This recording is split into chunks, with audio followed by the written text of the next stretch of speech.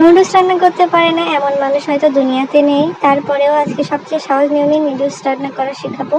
তো হচ্ছে এখানে দেখুন আমি আর আমার বাবু কত মজা করে খাচ্ছিলাম। মাশাআল্লাহ নুডলসটা কিন্তু খেতে অনেক বেশি মজা হয়েছিল। তো চলেন আপনাদের সাথে শেয়ার করি। তো এখানে আমি প্রথমে পানি গরম দিয়ে নিয়েছি নুডলসটা সিদ্ধ করার জন্য ভালো করে। তো এটা কিন্তু আমার শাশুড়ি মায়ের ঐতিহাসিক কড়াই, তো সবাই ইগনোর করবেন। এরপরে আমি গ্যাসটা জ্বালিয়ে দিব পানিটা গরম হওয়ার জন্য। এরই মধ্যে আমি হচ্ছে ঝাল পেঁয়াজ এবং ডিম নিয়ে নিয়েছি। ডিম 2টা ফ্রিজে ছিল, ফ্রিজ থেকে একটু নর্মাল করার জন্য বাইরে বের করে রাখছি। এর মধ্যে ঝাল পেঁয়াজটাও কেটে নিব। আর এই তো নুডলস, এটা কিন্তু হচ্ছে আমার বেবির নুডলস। তো বাসায় আর কোনো নুডলস ছিল না, সব শেষ, পাস্তাগুলোও শেষ। তো হচ্ছে এই তো আমার বেবির এই নুডলসগুলো আজকে রান্না করব।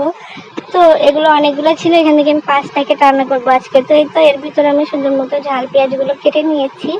তো এরপরে নুডলসের প্যাকেটগুলো কেটে নিলাম। এবার হচ্ছে পানিটা গরম হওয়ার অপেক্ষা করছি। পানিটা গরম হয়ে গেলে নুডলসটা সিদ্ধ হওয়ার জন্য দিয়ে দিব। আর এর ভিতরে কিন্তু সুন্দর কিন্তু মশলাও আছে, মশলাগুলো দিলে নুডলস খেতে কিন্তু অনেক বেশি ভালো লাগে। এর ভিতরে দেখেন আমার পানিগুলো সুন্দর মতো গরম হয়ে গিয়েছে। তো এরপরে আপনারা যেটা করবেন সেটা হইতেছে যে হচ্ছে পানিটা গরম হওয়ার পরে নুডলসগুলো সিদ্ধ হওয়ার জন্য দিয়ে দেবেন। তো আমিও দিয়ে দিলাম। এবার সিদ্ধ হয়ে যাবে, কিছুক্ষণ পরেই কিন্তু সিদ্ধ হয়ে যাবে। পানিটা গরম হয়ে গেলে নুডলসটা সিদ্ধ হতে বেশি একটা সময় লাগে না। এই তো মশলা দেখেন কি সুন্দর হচ্ছে সিদ্ধ হয়ে গেছে। এরপরে আমি গরম পানিটা ঝরিয়ে নিয়ে এটা কিন্তু ঠান্ডা পানি দিয়ে একটু ধুয়ে নিয়েছি যাতে হচ্ছে গায়ে জড়াল লেগে না যায়।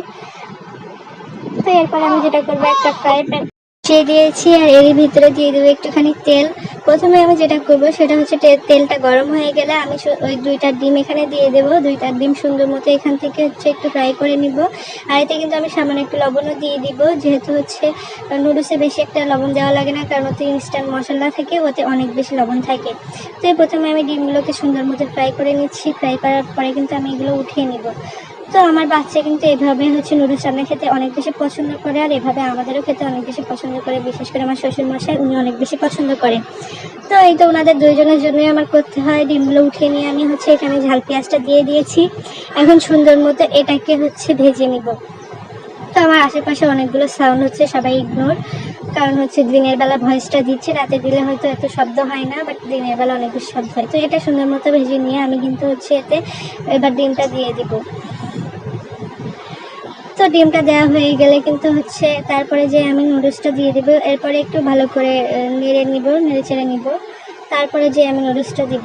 তো কে নুডলস রান্না করতে পারেন অবশ্যই কিন্তু কমেন্টসে জানাবেন। আর হচ্ছে কে কোথা থেকে আমার ভিডিওটা দেখছেন অবশ্যই কমেন্টস করে জানাবেন। আর আমার রান্নাটা কেমন হলো অবশ্যই বলতে ভুলবেন না। তো এখানে আমি সুন্দর মতো দেখুন হচ্ছে এটা রান্না করে নিচ্ছি। এরপরে কিন্তু আমি মশলাগুলো দিয়ে তারপরে যে নামিয়ে নিব। তো একটু এখানে 5-6 মিনিট ভাজবো, কারণ হচ্ছে ভেজে নিলে সুন্দর লাগবে আর খেতে। আর তেলটা একটু বেশি করে দিলেই নুডলসটা খেতে অনেক বেশি মজা হয়। তো এরপরে আমার কিন্তু রান্নার প্রায় শেষের দিকে, এরপরে আমি মশলা দিয়ে নামিয়ে নেব। তো কেমন লাগলো আমার সবচেয়ে সহজ নিয়মের নুডলস রান্না করে অবশ্যই বলবেন। আল্লাহ হাফেজ।